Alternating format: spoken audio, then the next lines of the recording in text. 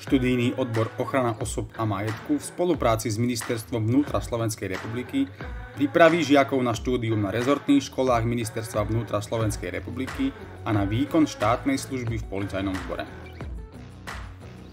Keďže výkon štátnej služby v policajnom zbore predpokladá určitý stupeň fyzickej zdatnosti, naši študenti využívajú viaceré vonkajšie či vnútorné športoviská. V tomto odbore máte možnosť nadobudnúť množstvo skúseností a zručností z oblasti úpolovej gymnastiky, sebaobrany a boja zblízka.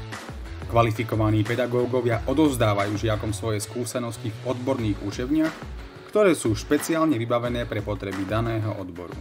Získané vedomosti a zručnosti z odborných predmetov, ako sú kriminalistika, špeciálna bezpečnostná príprava, špeciálna telesná príprava, bezpečnostné právo či ochrana osob a majetku, umožňa žiakom sa rýchlo a efektívne začleniť do zložiek policajného zboru. Absolventi odboru sú primárne pripravovaní na pracovné pozície v Policajnom zbore Slovenskej republiky.